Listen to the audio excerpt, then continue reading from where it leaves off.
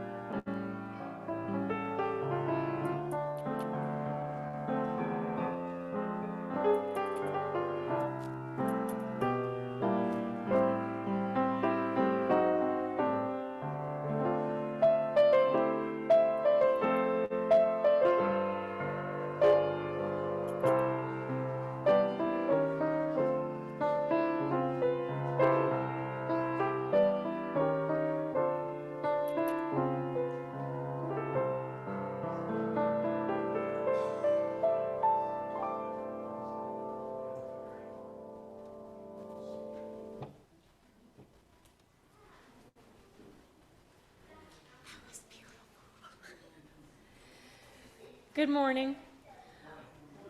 Welcome to the Unitarian Universalist Congregation of Lynchburg. We are glad you are here. Whoever you are, whatever your beliefs, whatever your age, and whomever you love, you are welcome here. As we work together for justice, compassion, and peace, we also acknowledge with humility that our buildings sit on Monacan land. My name is Joan Lewis, and I've been a member of this congregation for about 7 years. If you are with us for the first time, we are glad you chose to be here this morning to participate in the service for this congregation we love. If you would like to receive our monthly newsletter and Friday email updates, please fill out the virtual visitor card found on our website, uulynchburg.org, under the Sunday Services tab, or fill out the yellow card found in the back of the chair in front of you and place it in the offering basket during the offering. Our theme for the month is generosity. Please take note of the announcements in the bulletin, and if you are on Zoom, you can find them in the Friday e-news. Today is a full day. Following social time today, folks are invited to visit Unitarian House to see if you would love to take home some of our possessions that are in need of a good home. We especially hope that you will take a bag of books to read or to add to a little free library near you. At 1 p.m., join us at the Love Your Neighbor Craft Fair to support interfaith outreach at Peakland Baptist. This is a lovely way to do some holiday shopping and support the IOA. And Bob has his bourbon balls. Oh, the bourbon balls, and they are very, very good. Now I invite us to release our worries about the world and our own lives as we enter into the service by taking some slow, calming breaths.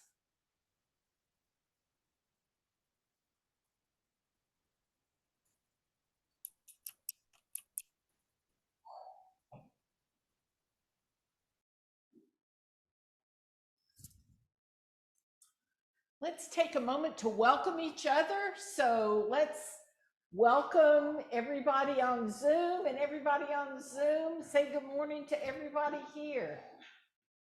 It's great to be together today.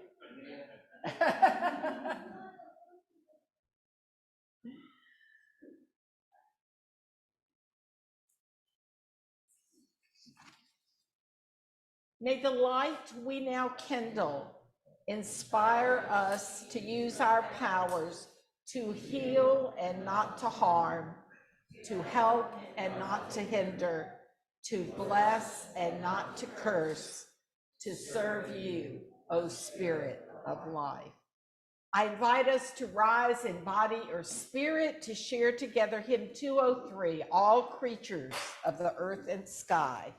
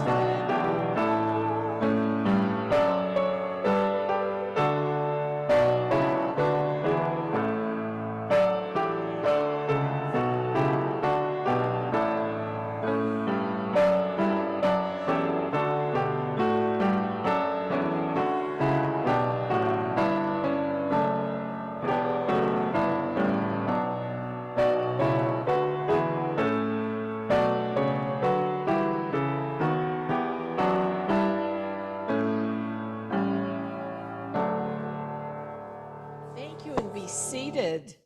I'd like to invite our children and those young at heart to come forward.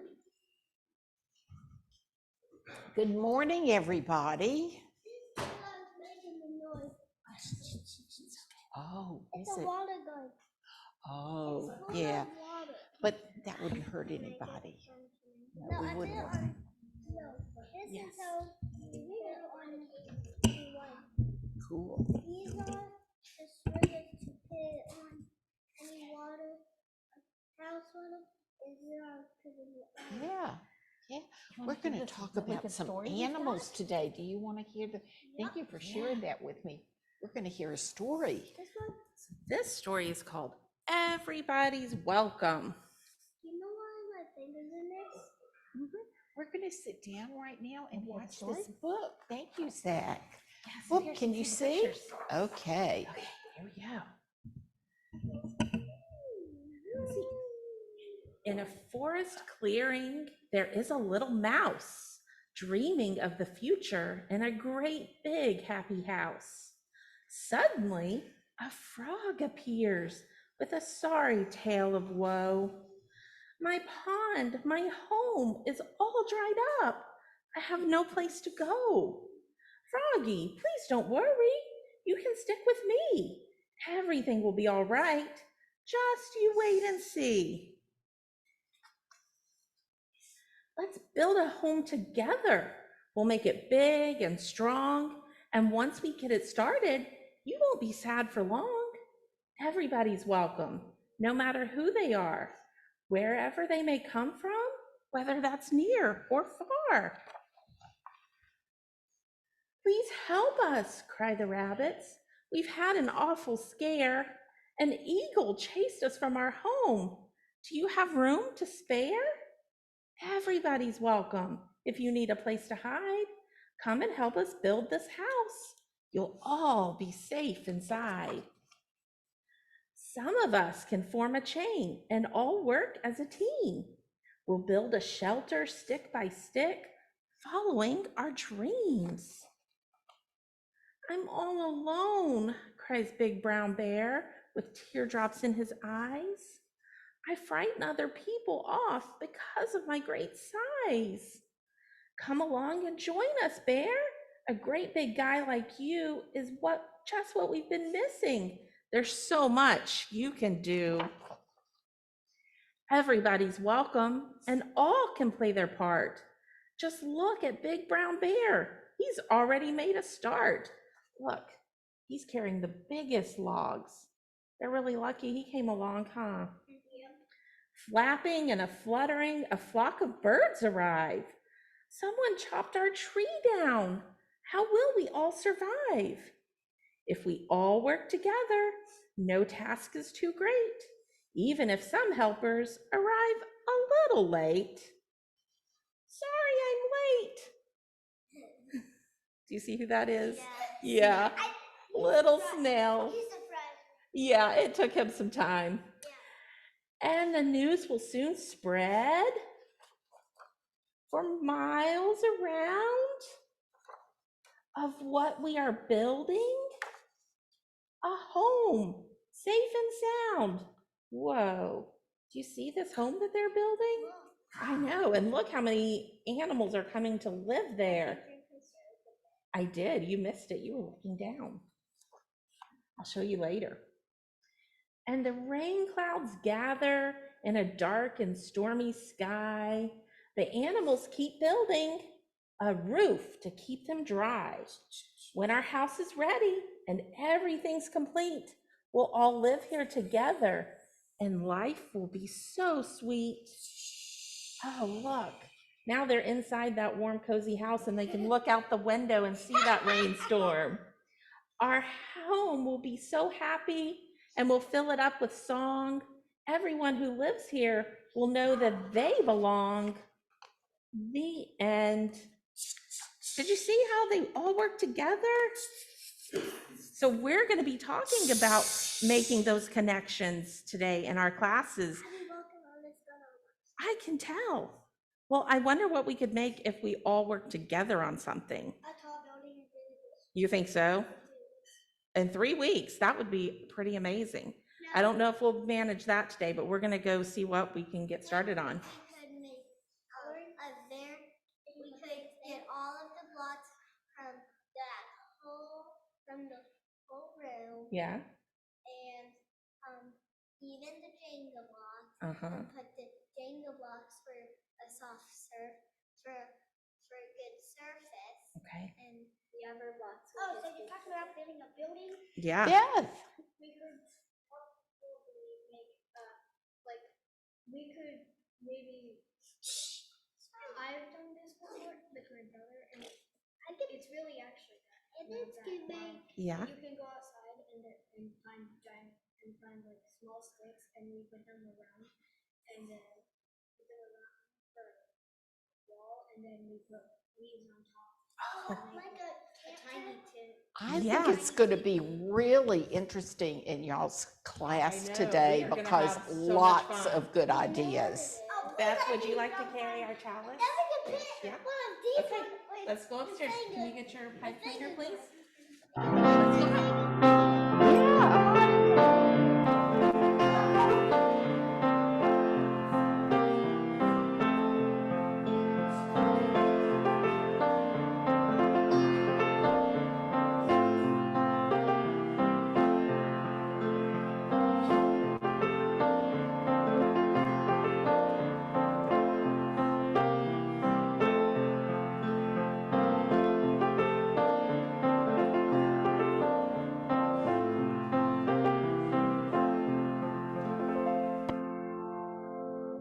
Stephen Papa wrote a short selection called Majesty of Creation. If we could but allow the majesty of creation to be, it would bless us. If we would incorporate the myriad aspects of creation instead of trying to incarcerate them, the war would end. If we could accept ourselves, maybe then we would accept others. If all these questions add up to confusion, all these answers add up to one affirmation: love life and it will bless you.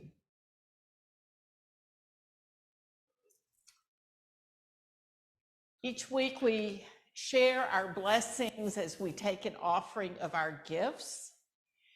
And so I invite you to give generously to this congregation we love. If you're on Zoom, you can give us a donation by PayPal or send a check to the church office. And I'm going to borrow Becky and Okay, thanks. You just came in after a long visit. I'd love to do it. I'd love to do it. Be my honor. Thanks.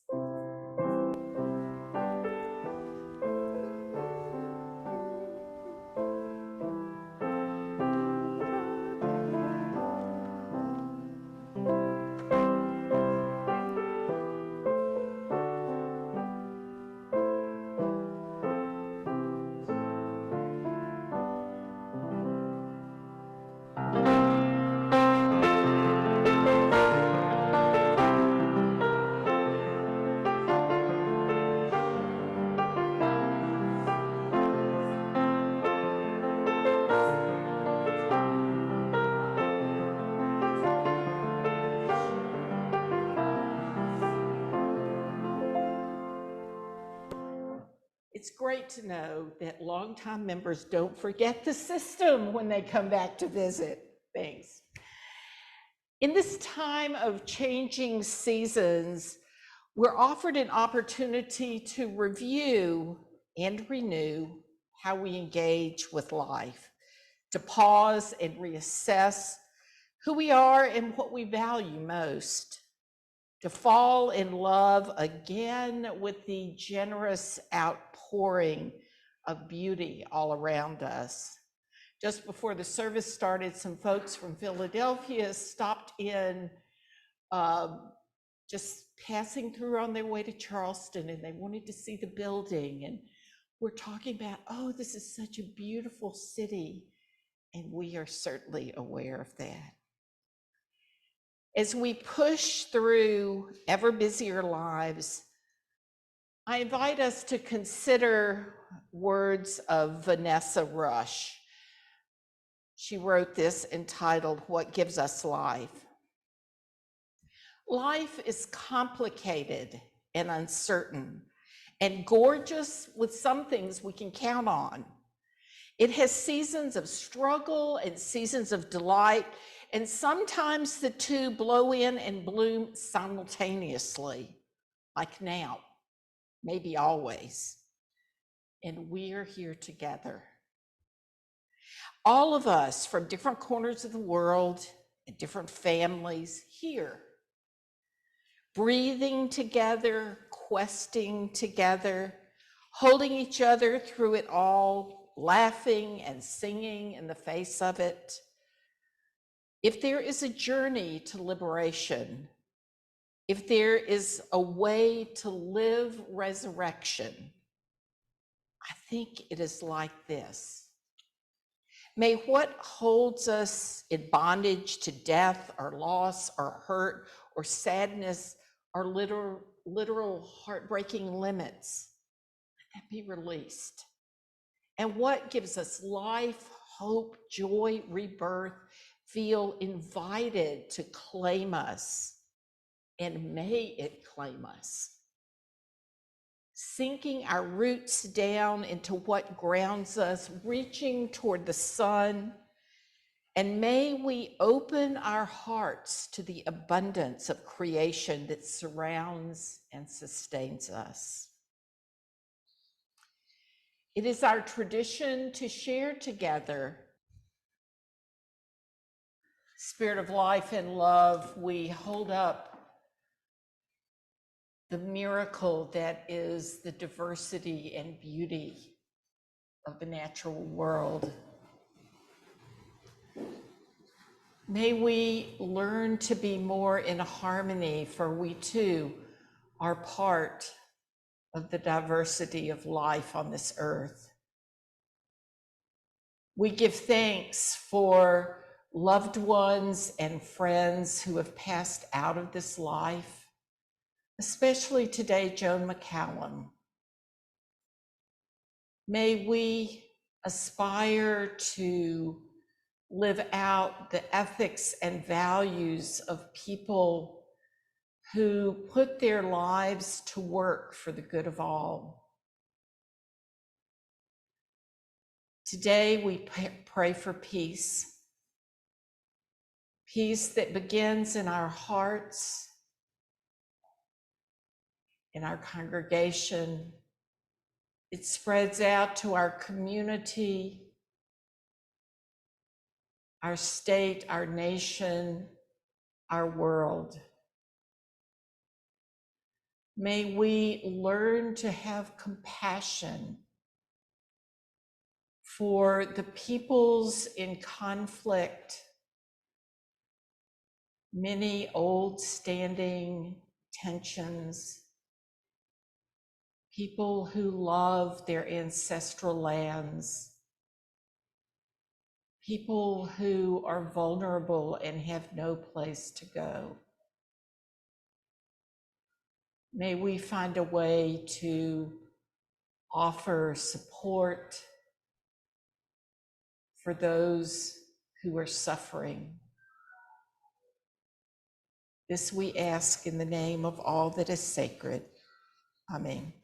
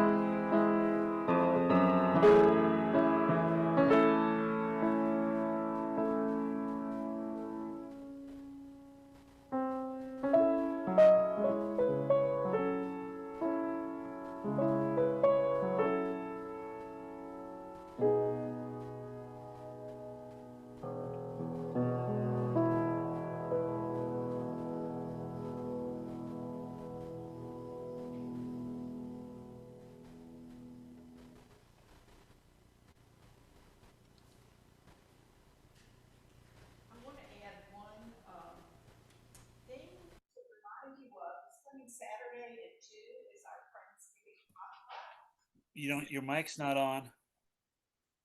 Does that mean that my battery's going out? Okay, one moment, it's okay, it's okay. I'm adaptable. Batteries have their own lives.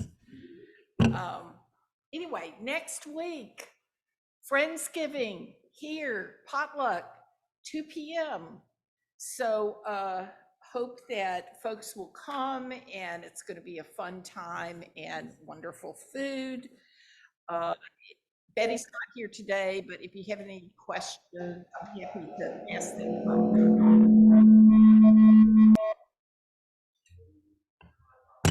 Oh, okay. Thank you. It is off. Okay, I'll just move over here some more.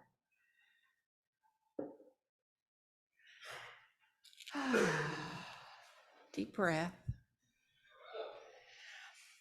So for many weeks this summer, and maybe even into early fall, I took a very leisurely time listening to Robin Wall Kimmerer's book, Braiding Sweetgrass. Now, I'm sure that a lot of y'all have read it maybe 2 years ago. I'm just slow on the uptake. It's almost like I took sips of the book through several months, and it really had a profound effect on my thinking about my relationship with the natural world.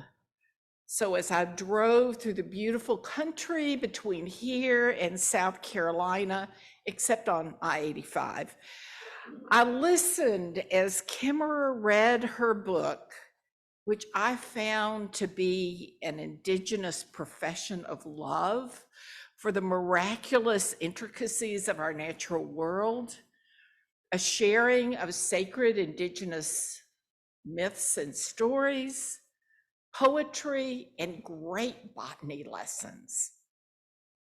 The interweaving captured my curiosity, my heart, and my love of the natural world. It reminded me once again of that Einstein quote, which I know I've shared because I love it. There are only 2 ways to live your life. One is as though nothing is a miracle. The other as though everything is a miracle. What a gift to hear Kimmerer's Potawatomi worldview in harmony with the scientific view in a way that articulates how science sometimes lacks a broad enough view of creation. So this morning, I invite us to take a few moments to just sit and maybe remember our experiences and feelings that helped us really fall in love with our earth kin, the plants and creatures.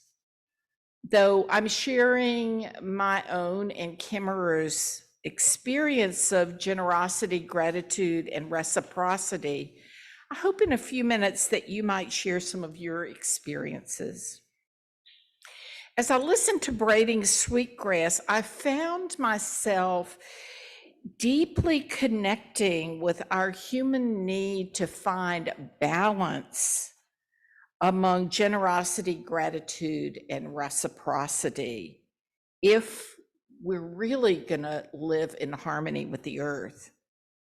Sadly, reciprocity is not a concept, it's a profound concept, but it's not one that I had really deeply explored as part of my relationship with nature. I don't know why. I think I probably just wasn't aware enough. I am in awe of the extravagant diversity of nature, but my actions in caring for nature have not always felt like reciprocity, which assumes a mutual interaction. Kimmerer speaks of reciprocity in this way. The moral covenant of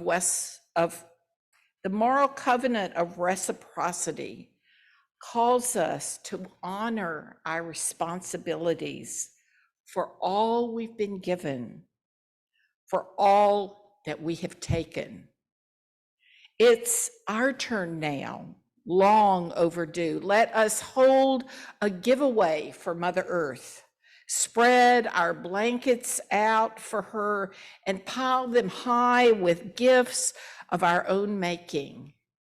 Imagine the books, the paintings, the poems, the clever machines, the compassionate acts, the transcendent ideas, the perfect tools, the fierce defense of all that has been given.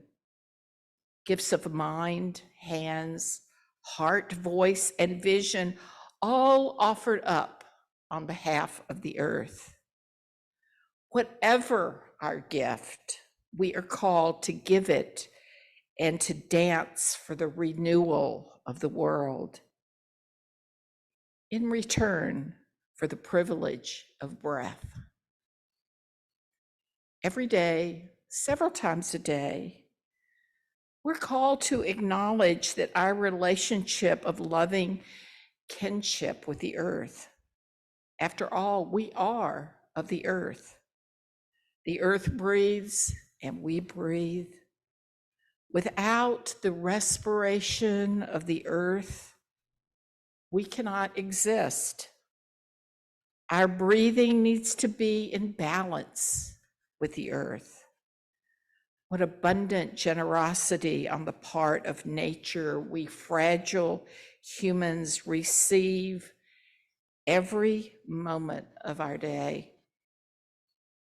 Nora Sesenich wrote a review of Braiding Sweetgrass that she entitled Honoring the Covenant of Reciprocity. And here's an excerpt from her article. At its core, beneath all the rich layers of history and plant biology and discussions of academia, the book is about love and relationships, explorations of love for each other, love for the land, and the love we receive from the earth. Kimmerer illustrates the importance of gratitude and mutuality as a central principle of healing the natural world, describing our obligations to the land and to each other as a covenant of reciprocity. This book, in case you haven't read it, is not a step-by-step guide to saving the earth. Many people feel love for the earth, but Kimmerer urges us to consider, does the earth love us too? Going beyond tired platitudes of conservation, recycle more, plant a garden, she forces readers to examine and reimagine their relationships with nature in countless ways, beginning with issues as granular as the language we use to refer to plants, to issues as big as colonialism and global warming. As Kimmerer views it, the story of our relationship with plants and the impact of the natural world is not one-sided. And thus our solutions to ecological problems we face cannot be conceived as purely one-sided either. How might we shift our solutions to ecological problems to be more than one-sided? How might our understanding of reciprocity with the earth contain new ways of deepening our mutual relationship with the earth? As Sesenich suggests, it might mean questioning the ways we even talk about our relationship with the earth. I was glad to read this because one of my pet peeves, and I have probably shared this before, is about the book, The Giving Tree. The book models a completely disrespectful relationship with nature, much beloved by many, Sorry if you love the book. I have disliked this book for many years. It's about that time of year when it starts getting publicized in advertising.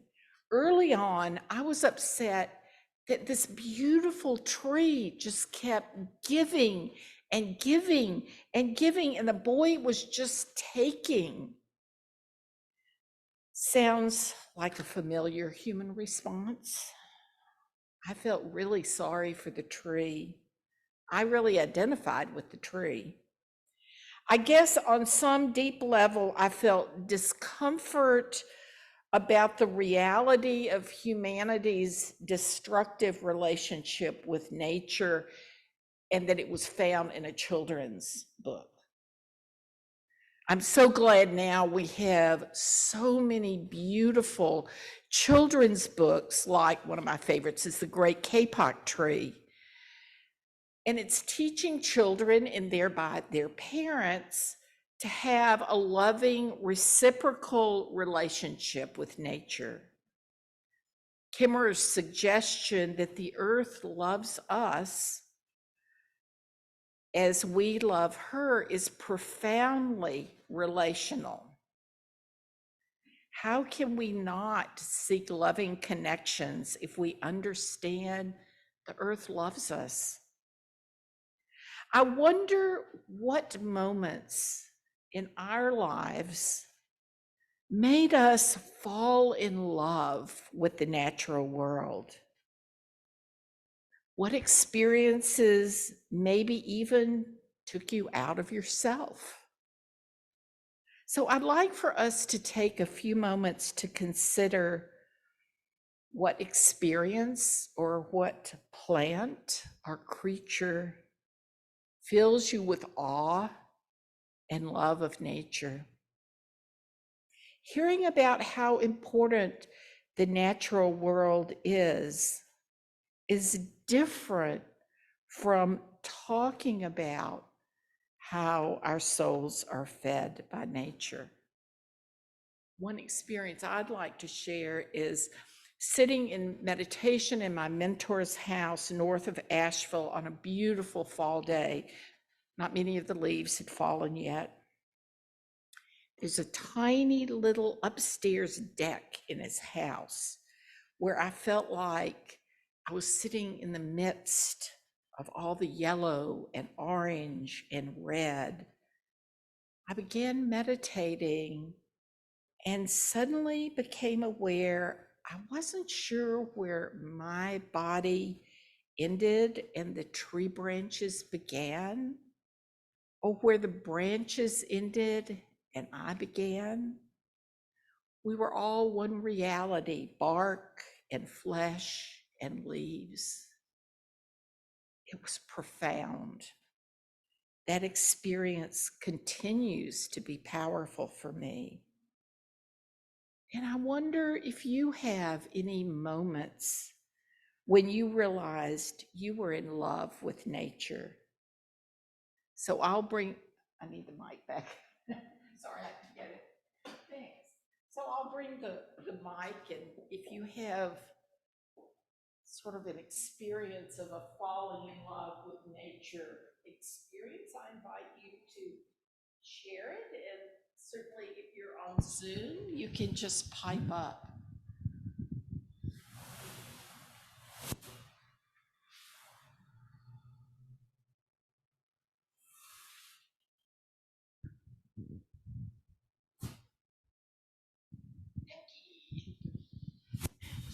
This week, all four of my children were here, and we went for a walk on the Percival's Island Trail and stood on that little overlook that looks up the river towards the east, and it just was beautiful and just a feeling of peace. Can't remember.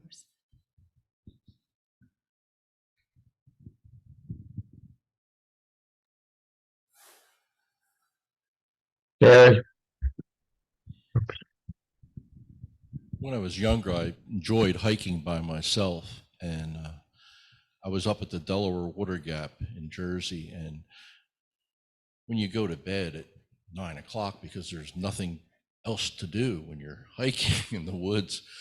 You get up early, and I got up before dawn and was ready to go and started walking. And I'm big into transcendentalism, and the walking through the woods, you could hear animals off in the distance beginning their day, and the light coming through the trees was transcendent. And that was really probably one of my most intimate moments with nature.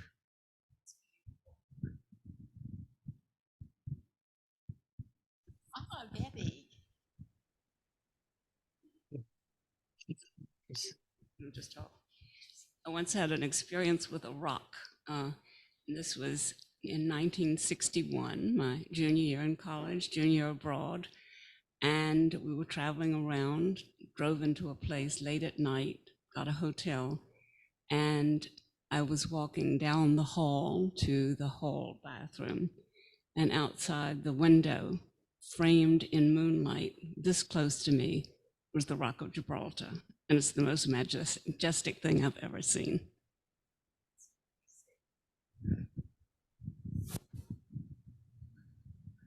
Bob. This might not sound like a relationship with nature at all, but just the other day, I found myself in a doctor's office. I'm going to see about surgery for fix my Dupuytren's contracture.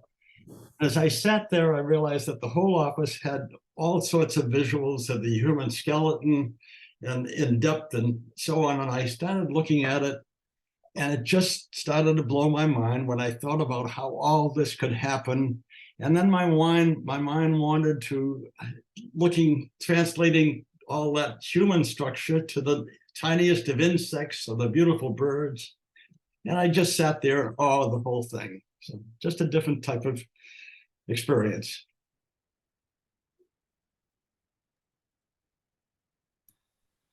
I also my experience was when we went to Myrtle Beach, and there was a weird sort of outlet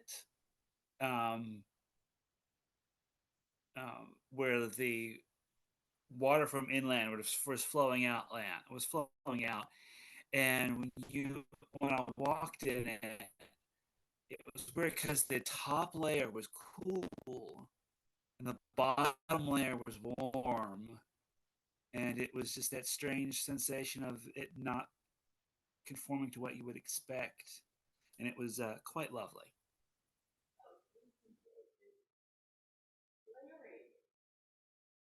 Hello?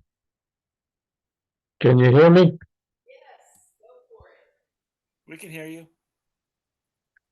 Yeah, I guess my attraction to nature started when I was learning to walk as a child. We lived in the country, surrounded by trees, gardens, and I started walking in the woods, and they had to put a cowbell on me to keep track of me because I just love to wander into the woods and see nature. And that's kind of stayed with me the rest of my life. Whenever I'd be somewhere, I'd really have to walk and just get in touch with the natural surroundings.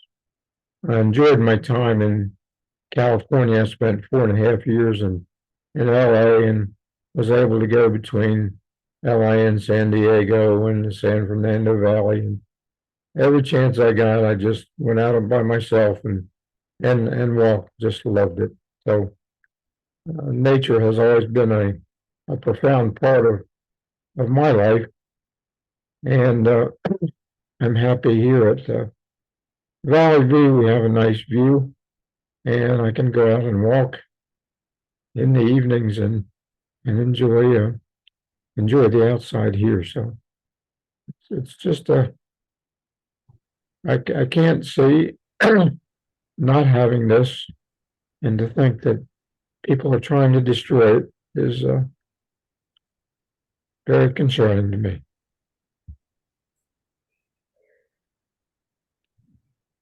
You're so, Well, did somebody else speak up online? yeah, Mike Cooper. Mike? 40 some years ago, um, another couple, my wife and I, were hiking on the Appalachian Trail. I woke up in the middle of the night, looked out of the tent, and we had camped in an area that was surrounded by brush and brambles, and it had snowed, so that everything was coated with white, and there was some, cloud filtered moonlight, and it was gorgeous. Oh, how beautiful. Thank you for sharing that. I think Steve said this. I mean, these experiences are so intimate and really shape who we are and who we want to become. Oh, I forgot. Okay. So these are such precious and intimate things that we share that stay with us. And so clearly, we have experienced and hopefully will continue to experience a deep relationship with nature. So, from these experiences that we shared, how might we begin to shift our relationship, our personal relationship with the earth, to one filled with generosity, gratitude, and reciprocity?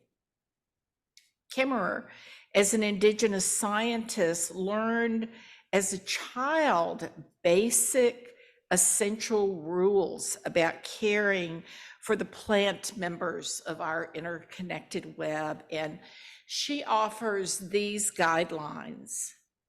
Know the ways of the ones who take care of you, meaning the plants, so that you may take care of them. Introduce yourself.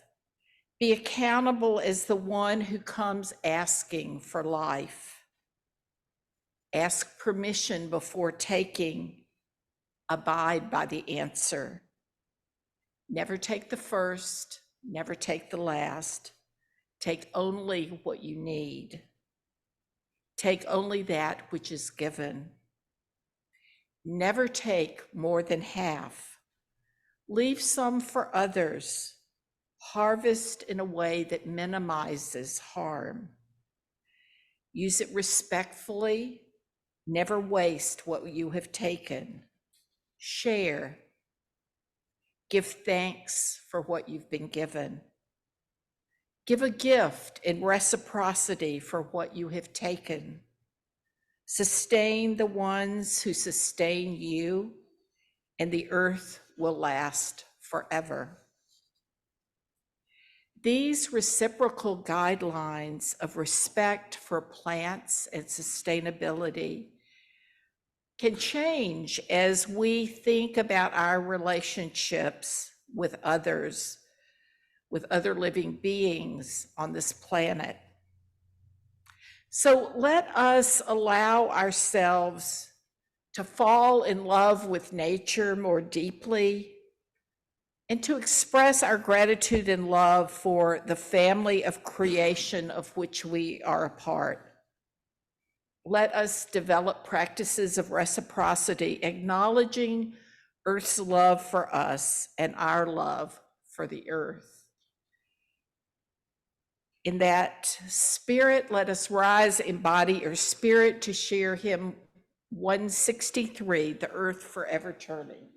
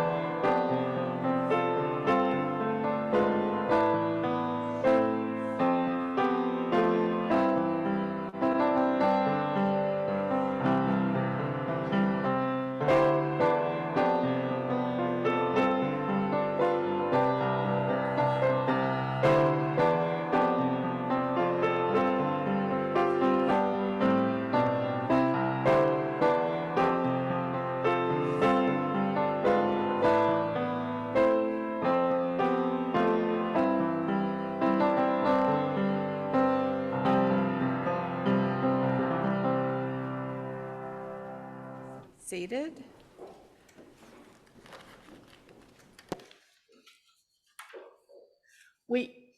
Yeah, if you want to come up and thanks. We extinguish this flame of our chalice, but not the light of truth, the warmth of community, or the fire of commitment. These we carry in our hearts until we are together again. And we've spent time together. Oh, the little top on the other side. Oh, this? No. Oh, it's right here.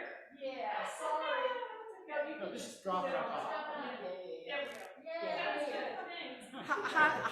High maintenance chalice thing. Thank you, Joan. I didn't mean to It set was you up. covered in wax, so I lifted it up, but it was burning.